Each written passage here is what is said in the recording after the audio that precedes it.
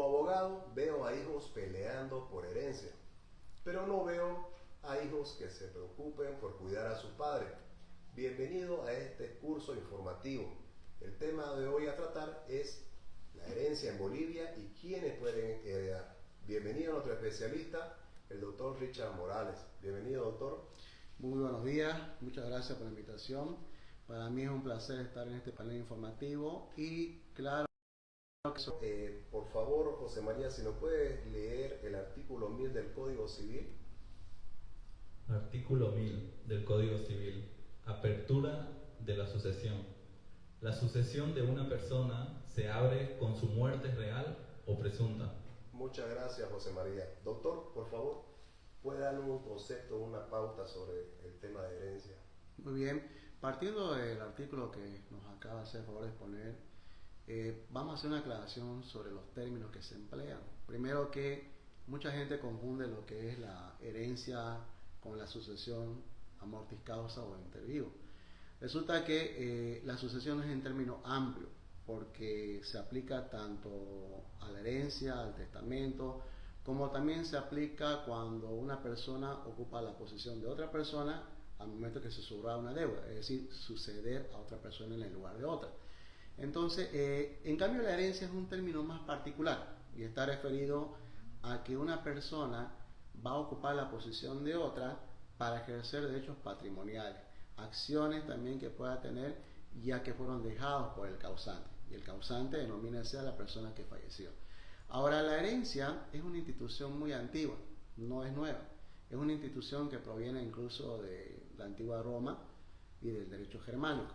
En la antigua Roma se entendía, por ejemplo, que cuando se abría la herencia, la persona fallecida cedía el lugar a otra, pero no solamente para los derechos patrimoniales, no solamente para ejercer los negocios, sino para ocupar ese lugar en la familia, como el conocido el pater family, el líder tanto religioso, militar, como también político. En cambio, en el derecho germánico, avanzando un poco con la parte histórica, ya se entiende que la herencia no tiene un sentido subjetivo, sino objetivo. Eso quiere decir que no se refiere a ocupar la posición exactamente de otra, que ya falleció, sino simplemente a ese conjunto de bienes, patrimonio, acciones y derechos que quedaron sin un titular y que necesitan de otra persona que pueda ejercer cualquier tipo de derecho sobre lo mismo. Entonces vamos a llegar a la definición de que la herencia, entendida como tal, es el conjunto de bienes, acciones, derechos, obligaciones, deuda que se abren ante el evento o el hecho jurídico de la muerte, el fallecimiento de una persona, y que la ley exige en este caso que alguien se ocupe de ejercerlo, de cumplir con las obligaciones y continuar en este caso con la gestión de los negocios. Ahora, también en la exposición del artículo 1000 nos menciona algo interesante, de que la sucesión se abre con la muerte real o presunta. Eso también es interesante comprenderlo, porque la muerte real es la muerte física, cuando cesan las funciones biológicas. Pero ¿qué es la muerte presunta? Y mucha gente se preguntará, ¿qué es esa muerte presunta? La muerte presunta es cuando se desconoce para una persona, está desaparecida, se hace un procedimiento judicial para declararlo ausente en primer lugar y a los 5 años como muerte presunta. Entonces, como la persona no es habida, esos bienes no pueden estar sin un titular, esos bienes tienen que continuar siendo ejercidos. Por eso es que la ley dispone una muerte ficticia llamada muerte presunta para que los herederos puedan ocupar el lugar del causante y poder realizar las gestiones.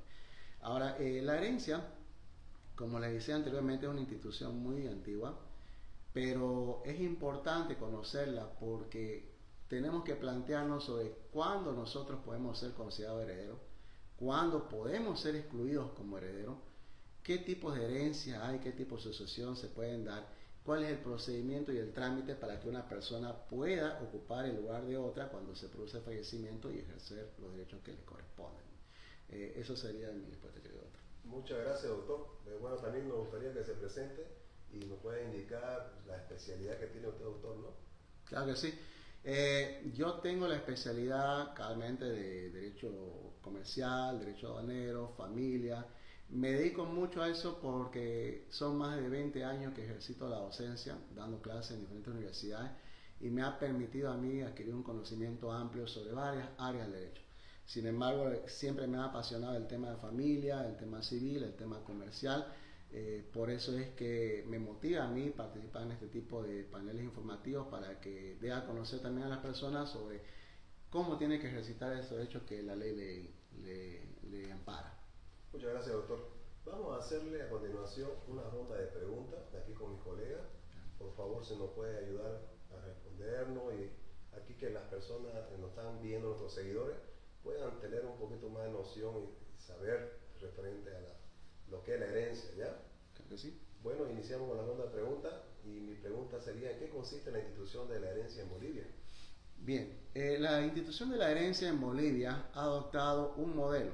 O sea, habíamos hablado al inicio de que existen dos sistemas, el sistema subjetivo y objetivo de la herencia. Bolivia adopta el sistema objetivo. Quiere decir que para Bolivia la herencia es todo ese conjunto de bienes, acciones y derechos que deja el causante. Causante es la persona, como le decía anteriormente, fallecida, que también le dicen del decujus. Son términos que se emplean en el área del derecho, ¿no? Y esta institución de la herencia se la conoce más en la sucesión testamentaria, cuando hay testamento, pero se le aplica también como un término para reconocer a la sucesión a mortis causa. Resulta que cuando las personas están en vida, pueden realizar un sinnúmero de actos, ¿no? De disposición, por ejemplo, una transferencia, una venta de un inmueble, un auto. Pero cuando fallece, ahí se plantea el dilema de cómo se van a transmitir los bienes, a quiénes, en qué proporción. Entonces, en Bolivia la institución de la herencia sigue también un modelo legalista. ¿Qué significa eso? Legalista quiere decir la ley dispone la proporción o la porción que le corresponde a cada uno. Porque muchos ven películas americanas y dicen, pero doctor, ¿será que yo mediante el testamento le puedo dejar todo a mis perros o a mi gato? O tal vez uno es mi hijo. Y no es así. O sea, en Bolivia no seguimos el sistema americano o anglosajón que dispone que el testamento es absoluto y que la persona puede a través del mismo disponer todos los bienes a una sola persona. En Bolivia se aplica la porción que corresponde equitativa igualitariamente a cada hijo. La única manera ya sería que el hijo sea declarado indigno o de ser heredado, que eso también va a ser un tema que seguramente lo vamos a discutir, pero significa eso en su forma amplia. Perfecto, muchas gracias, doctor. La siguiente pregunta, ¿cuáles son las clases de sucesión por causa o muerte? Muy bien. Esta sucesión llamada por causa de muerte o a mortis causa, hay un sistema, un modelo que nos permite hacer una clasificación.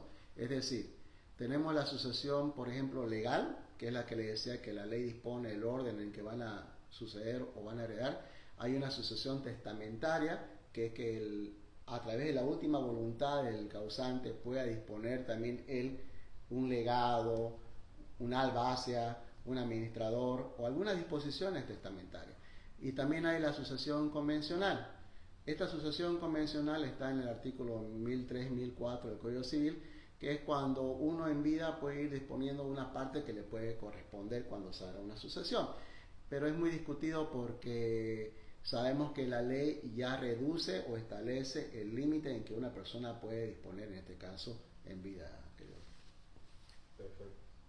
¿Quiénes pueden ingresar a la herencia y quiénes pueden ser excluidos de la misma? Esa es una pregunta interesante y creo que a la gente es lo que más le llama la atención.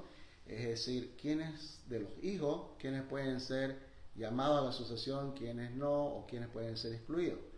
Resulta que todos los hijos, por la misma Constitución Política del Estado, Código de Familia, establece que todos tenemos que tener un trato igualitario. No hay discriminación ni por sexo, ni por edad, ni religión, ni nada. Pero no todos los hijos tienen la misma condición. ¿En qué sentido?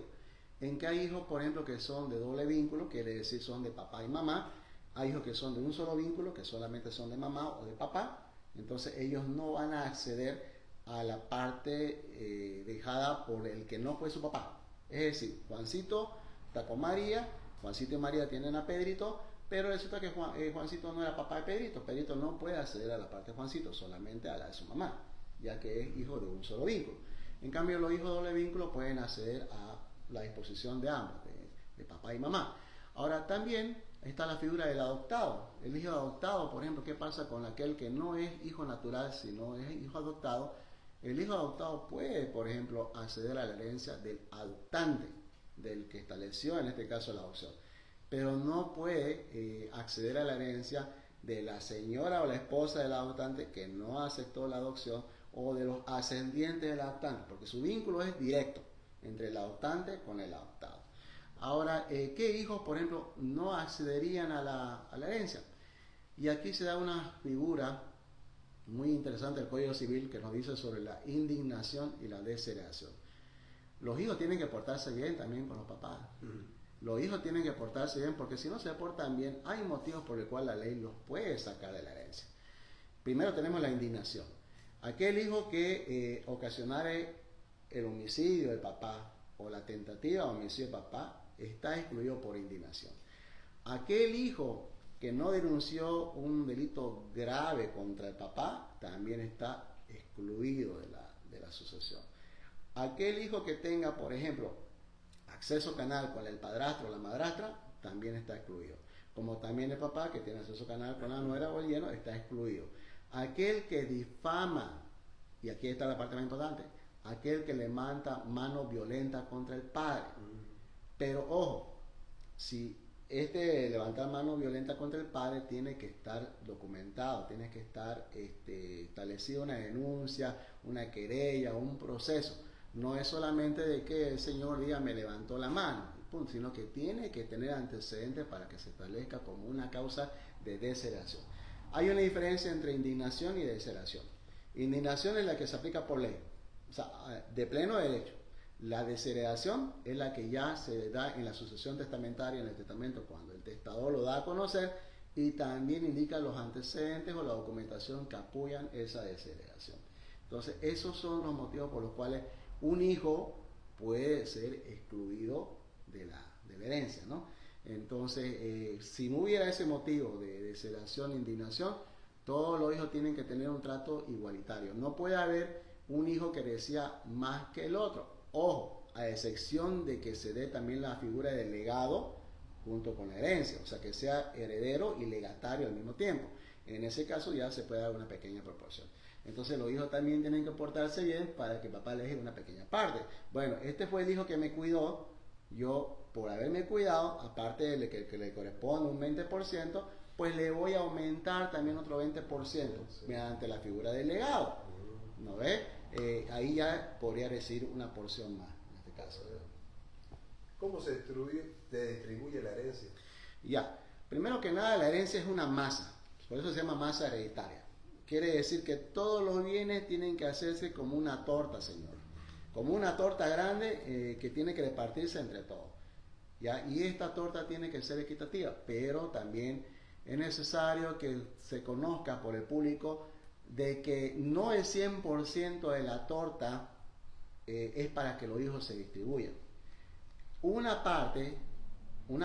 cuarta parte, un 20%, en este caso, el causante en vida puede disponer a través de una donación, un legado, establecer en su testamento y se respeta porque es una liberalidad que la ley le da, en este caso, al causante. Ahora, en lo restante, el 80% sí se tiene que repartir entre todos los herederos. Aquí surge una pregunta interesante. Muy bien. Resulta que fallece una persona. Deja una esposa y sus hijos. ¿Cómo va a ser en este caso la pelea? Porque quiera o no se quiera, siempre hay dificultades, siempre hay conflictos al momento de la herencia. Incluso es un dicho popular que cuando muere ya empiezan los pleitos.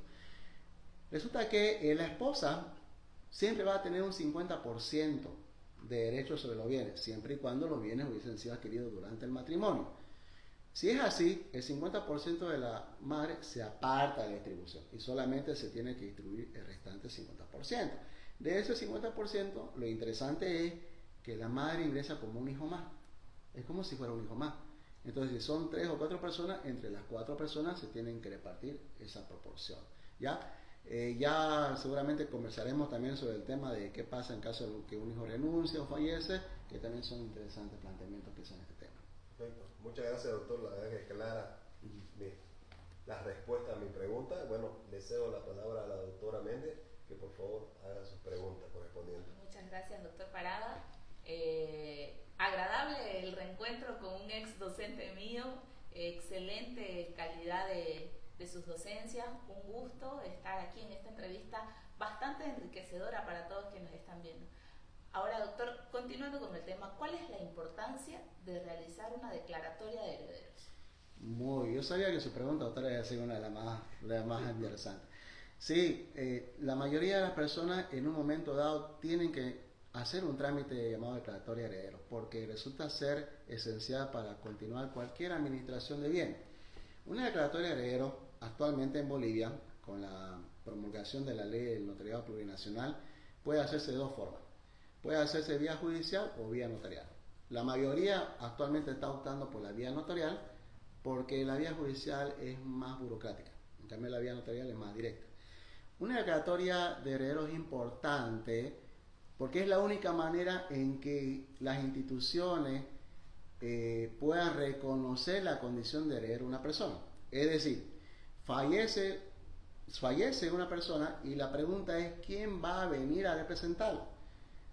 Para cobrar la renta, para cobrar el seguro, para cobrar cualquier cosa, los préstamos que hubiese dejado. Entonces, está en la obligación los herederos de hacer este procedimiento declaratorio, porque se la van a exigir. Le van a decir, bueno señor, ¿usted a nombre de quién viene? De Pedrito, que falleció hace unos 2 meses atrás. Muy bien, su declaratoria de heredero. Quiere decir un documento público, judicial o notarial, que indique que la persona legítimamente le corresponde la posición de heredero y puede seguir ejercitando su derecho. Esta declaratoria actualmente notarial o realizando en sede notarial se la tiene que hacer en el último domicilio del causante. Si tenía como domicilio Cochabamba, antes debe ser en Cochabamba. Si tenía como último domicilio La Paz, pues en La Paz, porque así lo dispone el mismo Código Civil. Ahora, el procedimiento es sencillo porque se hace un memorial por un abogado donde se solicita, en este caso, la declaratoria o aceptación ante notario. El notario obliga al pago de un arancel que está entre 200 a 350 bolivianos. El notario levanta un acta de notariedad, donde ya indica quiénes son los herederos, quienes se hacen declarar como tal y quienes aceptan la herencia. Y con eso se elabora el testimonio y el testimonio ya es el documento legítimo para poder presentarlo en cualquier institución. Si yo no quiero ir en la vía notarial, entonces ya me voy por la vía judicial. Generalmente la vía judicial es cuando se da controversia, si no están de acuerdo. Cuando dicen, no, pero yo también soy hijo, no, y empiezan las peleas, los pleitos, ya el notario pierde competencia, porque al ser controversial se va a la vía judicial. Pero si los hijos están de acuerdo, entonces procede la vía notarial, que es una vía voluntaria. La vía judicial ya es como cualquier otra demanda, se plantea la demanda de declaratoria de heredero, tienen que presentarte ciertos documentos, eso es importante que la gente lo sepa. Hay una documentación que se tiene que presentar para poder obtener la declaratoria de heredero. Certificado de función es un documento esencial. Certificado de nacimiento de los hijos también. Carnet de identidad también, señalando a todos y cada uno de los hijos.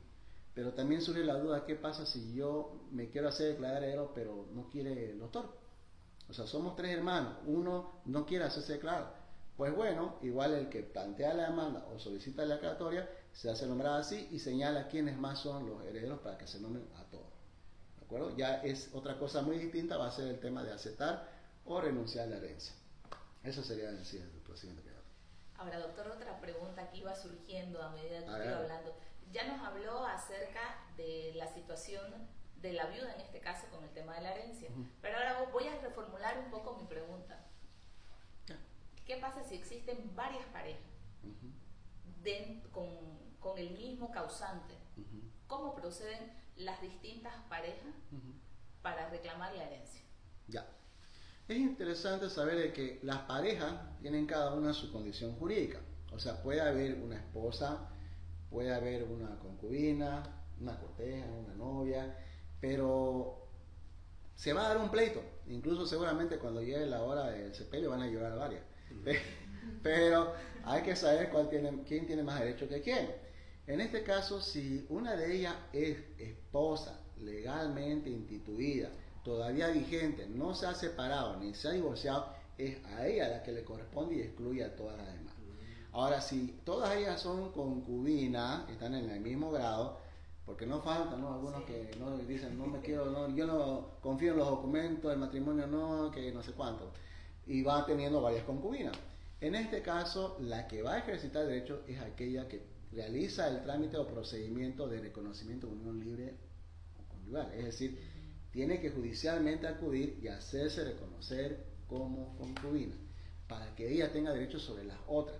Y si las otras, a pesar de eso, quieren hacer un problema, pues van a tener que enfrentarse a un juicio, demostrar cuál de ellas reúne las condiciones para tener dada como cónyuge. Por ejemplo, estabilidad, haber convivido realmente con ella, testigos que digan que sí, era tratada como concubina. Y de todas ellas, el juez va a tomar la decisión a cuál le va a dar la condición, en este caso, de causa viente. Lo mismo pasaría si no existe ninguna unión libre de hecho, sería bajo el criterio del juez que determine. Sí. Pasa lo siguiente, el Código de Familia también tuvo una transformación interesante, le comento.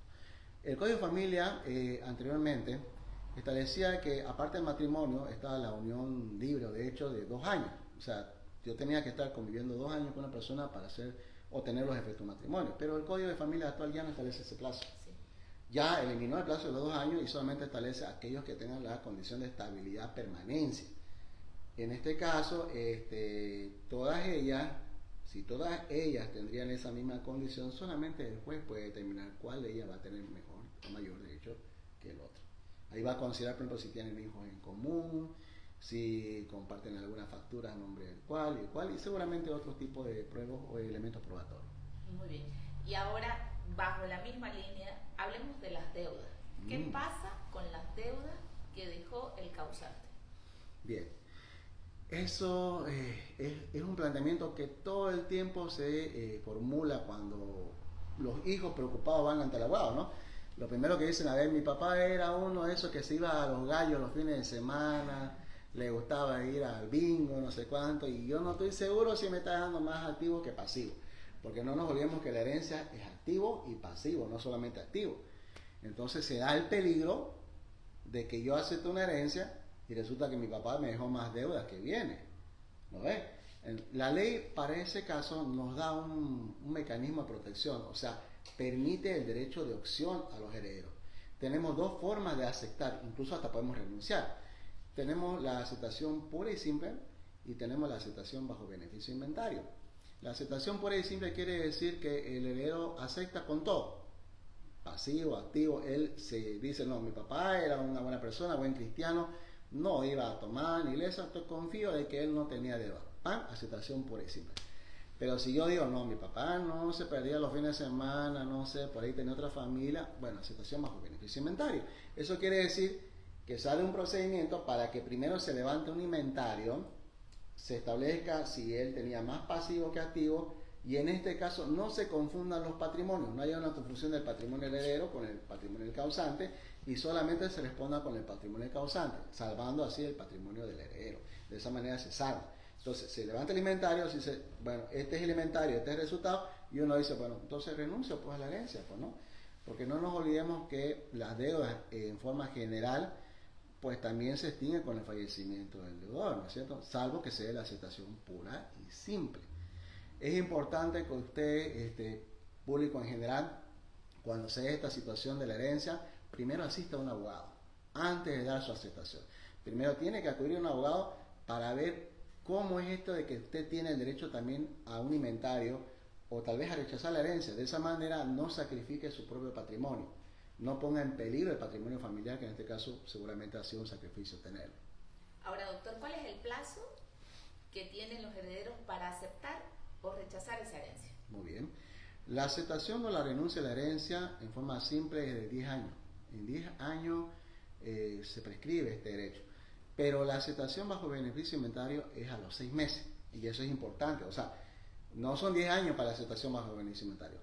Fallece y tengo yo 6 meses para decirle al señor juez, quiero bajo beneficio inventario. Termina los 6 meses y la única forma que me toca por aceptar la herencia es de manera pura, con obligaciones, con contaminaciones, o renunciar a la herencia y de esa manera no poner en riesgo mi patrimonio. Bueno, eso sería todo, doctor. Muchísimas gracias. Muchas gracias, doctora Méndez. Bueno, quiero dar la bienvenida también a la doctora Menacho. Ella, desde este momento, ella va a pertenecer al equipo de JP Abogados Solidarios, conjuntamente con la Fundación Fede. Dale la bienvenida, doctora Menacho. Muchísimas gracias, buenos días a todos, público en general. Muy agradecida yo por la invitación a pertenecer a ser parte de esta fundación, de este bonito set, donde cada semana pues podemos despejar dudas de diferentes temas, ámbitos en general de las diferentes ramas del derecho. Muy agradecida. Muchas gracias, doctora Menacho. Bueno, ¿tiene algunas preguntitas también usted para el doctor? Claro que sí, doctor. ¿Siga? ¿Cómo está? Buen día. Muy bien. Entre las dudas que tenemos muchas personas tal vez en este tema de la herencia, ¿qué pasa? ¿Qué sucede cuando un heredero forzoso fallece antes de su aceptación? Muy bien. Gracias por su pregunta, querida doctora. Bueno, ¿qué pasa? ¿Qué sucede cuando el hijo fallece, el heredero forzoso? Antiguamente habían dos teorías sobre la premoriencia y la comoriencia. Ahora se aplica el tema de la comoriencia, pero en materia de heredero forzoso, la interrogante es otra. ¿Qué sucede si este fenómeno se da? ¿Quiénes podrían hacer la herencia? ¿Será que puede ser representado por su propio hijo? ¿O será que se va a crecer la herencia entre los demás herederos? Porque a veces cuando se da esta situación, los hermanos, discúlpenme, no todos obviamente, pero algunos hermanos felices, ¿no? Bueno, me va a tocar más. Ya no es entre 4, ya es entre 3, ¿no? No todos, obviamente, una pequeña parte. Pero no, señores, no es que al fallecimiento de un heredero forzoso automáticamente se acrece o se va a aumentar la porción de los demás hermanos, sino que los hijos dejados por heredero forzoso pueden ocupar su lugar con la denominada derecho de representación. Ellos pueden acudir en el lugar del papá, pero no ya no por cabeza, sino por estirpe. Es decir, son 3, 4 hijos, los 4 hijos por una sola cabeza que era su papá. Ya no es que son 4 los hijos y ahora van a ser entre 6 que se van a dividir, sino van a ser los 4 representando solamente a uno y entre los 3 que quedaron en este caso como hijos.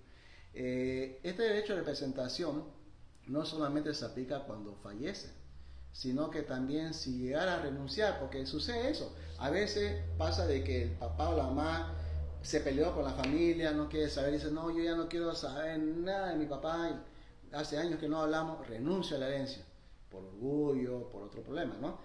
Y no es justo, pues. No es justo porque la herencia debería favorecer a todos los hijos.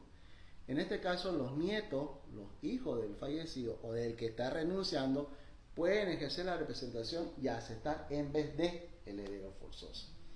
La única situación en la que podría ya distribuirse más cantidad a los demás herederos es que el heredero forzoso hubiese fallecido sin dejar familiares, sin haber dejado hijos. En este caso ya se va a tener que aumentar la porción a todos los demás. Muchísimas gracias, doctor. Entrando a ese mismo tema, como comentó anteriormente, ¿qué sucede cuando uno de los herederos renuncia a la herencia? Sí, es también un derecho que tiene, por si acaso. O sea, el heredero no solamente tiene el derecho a aceptar, sino también a renunciar. Y este derecho a renunciar es un derecho innegable, porque les mencionaba anteriormente, no siempre el papá va a dejar bienes, puede ser que deje más pasivo, más deuda. Entonces no es conveniente ni recomendable que arriesgue su patrimonio propio para afrontar unas deudas que no fueron adquiridas por él, sino por el papá. Entonces, en ese caso, si renuncia a él, ya, si se da la renuncia y no hay otro hermano, porque si se da la renuncia y él no deja descendiente para que lo represente, se va a distribuir o se va a redistribuir en la proporción que se va a equilibrar entre las personas. Ahora, si renuncia a él y no hay otros coherederos, ya pasaríamos a otra línea que son los ascendientes, los papás del fallecido, y si no hay los papás del fallecido, pasamos a los colaterales, que en este caso son los hermanos, ¿no ves? Hasta la tercera línea, como sabemos que dispone la ley. Este tema de la renuncia se tiene que dar de manera expresa, a diferencia de la aceptación. La aceptación puede ser expresa o tácita, pero la renuncia tiene que ser expresa. Yo tengo que presentar expresamente mi renuncia en la vía notarial o en la vía judicial para que en este caso pueda ser tomada en cuenta. Oh, muy interesante, doctor. Muchísimas gracias.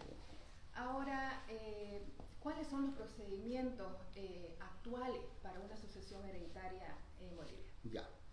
Es lo que le mencionaba claramente a la doctora, de que la sucesión ha cambiado.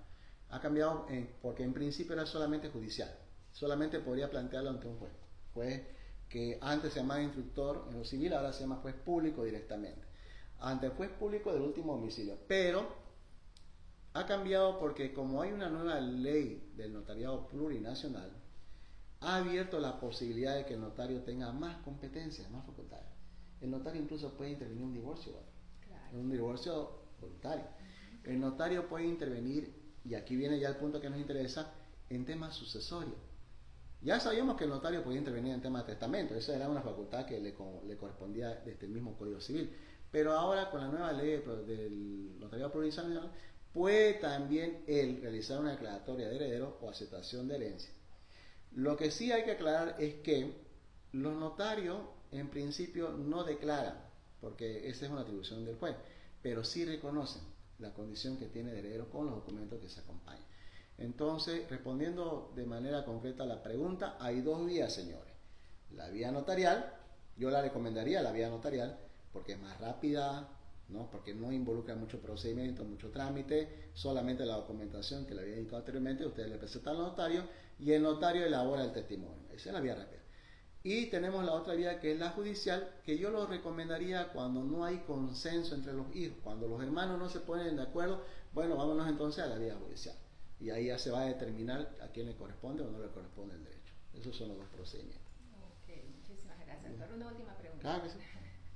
¿Cuál sería la diferencia entre una sucesión legal y una sucesión testamentaria? Claro. Sí, resulta que la sucesión legal y testamentaria también tienen sus diferencias. ¿Por qué? Porque puede la persona prever antes de su fallecimiento y establecer un testamento. ¿No es cierto? O puede ser algo espontáneo y no me dio tiempo para hacer el testamento. Pero ¿por qué las personas tendríamos que hacer un testamento? ¿Qué importancia tiene el testamento o qué beneficio tiene el testamento? Resulta que el testamento tiene su importancia porque a través de él, a través del testamento, yo podría dar mi última voluntad de cómo quiero que se distribuya los bienes. Si yo tengo 5 casas, bueno, la casa céntrica para mi hijo mayor, la casa que está más alejada para mi hijo menor. No nos olvidemos que la ley también dispone equitativamente el valor, pero si los hijos pueden aceptar, los demás hermanos pueden decir, sí, está bien, estamos de acuerdo.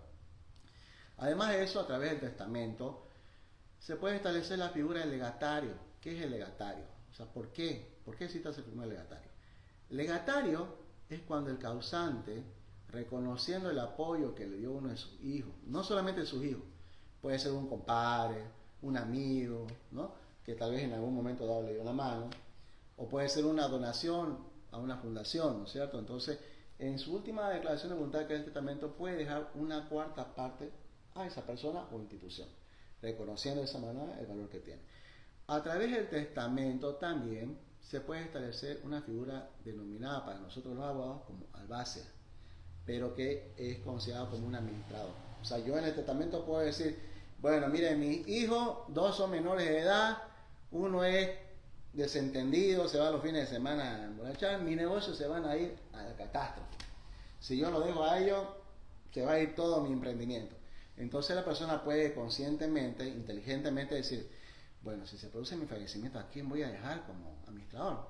Y podría él designar en el testamento a un tío, una tía, no sé, un amigo, un profesional, para que él esté a cargo de la administración de los bienes, mientras sus hijos menores adquieren la mayoría de edad.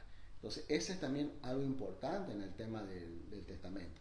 Inclusive la ley, el Código Civil señala que a través del testamento pueden haber también reconocimientos testamentarios de hijos. O sea, a través del testamento yo podría reconocer, como no tuve valor de hacerlo en vida, bueno, señores, le doy la sorpresa que tuve otro hijo. Entonces, esa es una disposición también que se puede en el testamento. Es decir, sí, también tiene un hermanito, lo tuvo ocultadito y es tal. Y de esa manera darle el reconocimiento a sus derechos, ¿no? Es también algo, una disposición permitida en el testamento. Otra cosa interesante, señores, si ustedes quieren hacer un testamento, pueden también establecer condiciones en el testamento. Es decir, bueno, le voy a dar el legado, pero siempre y cuando me la lleve a mi hijo a la universidad todos los días. Sería en este caso un derecho condicionado. Cumple la condición y va a tener el derecho al legado, que se va a dar a través del testamento. Aclaro nuevamente que el testamento en Bolivia no es absoluto. El testamento en Bolivia no significa que yo puedo disponer como me dé la gana la herencia y solamente dar a una sola persona. Si el testamento incurriera en eso, entonces prácticamente serían nulos todas esas previsiones y el juez haría la redistribución. Ya se invalida la sucesión testamentaria y se aplica la sucesión legal. Queda entendido que la sucesión legal está por encima de la sucesión testamentaria, en ese sentido. Oh, muy interesante. Muchísimas gracias. Gracias. Gracias, doctora Menacho. Bueno, también de nuestro pasante quiere hacerle una pregunta, doctor. Claro que sí. José María, si puede hacerle su pregunta, por favor. Buenos días, doctor. Buen día. Mi pregunta sería, ¿qué impuestos se aplican a la sucesión hereditaria? Muy buena pregunta, me felicito. Eso es también algo práctico. O sea, las preguntas tienen que ser prácticas también, porque sucede que la herencia se abre, la herencia tiene fase. Tenemos por ejemplo, la apertura, que es lo que menciona en el artículo 1001, tenemos lo que es la delación, la vocación y la adquisición de la herencia.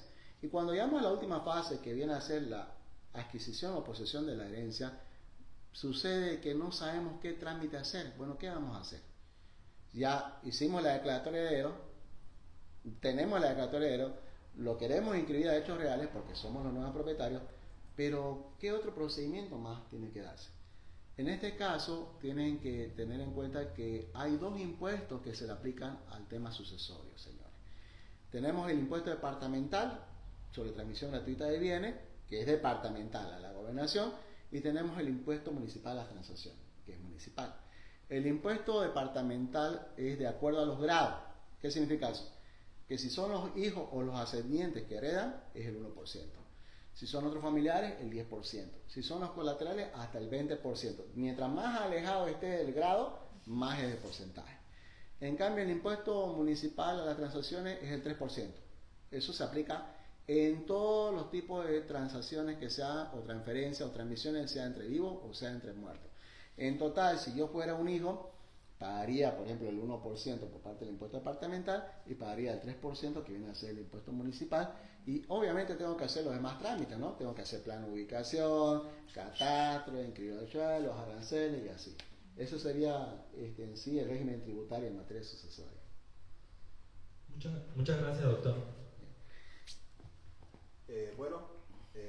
Agradecer al doctor Richard Morales, la verdad es que nos ha explayado todo este tema de herencia.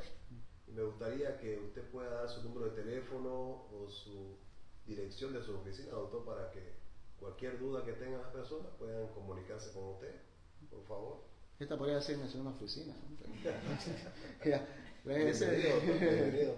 Les decía, hay un punto sí que quiero aclarar, algo de la experiencia, de que tocó vivir. Sí, no hay problema. Sí, es para que las personas que nos están viendo también tomen sus recaudos, ¿no? Sucede que hay una gran trampa en el tema sucesorio, que a veces, con conocimiento o sin conocimiento, los padres nos hacen pecar. Es la trampa del anticipo de la herencia. A veces sucede que cuando usted, por ejemplo, tiene un bien que le es propio o algo, y llega a una situación en la cual el papá le dice, hijo, pero hagámoslo como anticipo legítima, herencia, porque igual es algo que te va a dejar, no pasa nada, no sucede nada. Y uno dice, ya, el trámite es más corto, menos impuestos, tal vez, cosas así que sean. Si usted acepta esa situación, tome en cuenta lo siguiente. Al permitir que se dé un anticipo legítima, no se olvide usted que quizás el valor del bien inmueble o por el cual le están anticipando no corresponde equitativamente a la proporción que a usted le corresponde. Entonces fallece el papá y los demás hermanos van a pedir que todo vuelva a la masa hereditaria, lo que significa, papá te dio un inmueble, pero ese inmueble valía $80,000, $90,000 y el patrimonio total es $120,000. Va a tener que volver tu bien a la masa hereditaria, va a tener que liquidarse, venderse todo y recién darte lo que te corresponde. Y ahí nosotros caemos en el descuido, pues, ¿no? No, señores, si vemos que no corresponde equitativamente al 20%, es decir, ese anticipo legítimo se está excediendo el 20%, no se acepta la figura del anticipo legítimo. Pero si se encuadra al 20%, sí. Sí, ya podemos aceptarla porque no va a haber pleito posterior, porque usted mismo va a permitir que el día de mañana haya pleito con los demás coherederos, con los demás hermanos, porque no todos son coherederos de buena fe, no todos van a estar de acuerdo. Entonces, esa es una recomendación que yo le doy al público en general. Mi nombre, como le decía, es el doctor Richard Morales Mendoza. Yo tengo mi oficina en el edificio Casanova, planta baja, oficina 2, al frente del Palacio de Justicia. Y bueno, mi número de teléfono es el 702-56956 para cualquier consulta que se quiera hacer. Muchas gracias, doctor Richard. La verdad es que nos gustaría tenerlo nuevamente en otro programa, ya, para poder que usted nos pueda desarrollar toda su vivencia, especialidad que tiene y el tiempo, ¿no?, que está ejerciendo en el área legal, ya. Agradecerle por venir y bueno, llegamos al final de este curso informativo, al vivo, ya. Le doy las gracias también a la doctora Méndez, a la doctora Menacho, a José María, que nos ayuda también con el tema, nuestro pasante que nos ayuda con el tema de logístico, ya. Gracias a todos y decirle que la Fundación FEDER y JP Abogados Solidarios seguiremos socializando las leyes para la familia boliviana. Muchas gracias.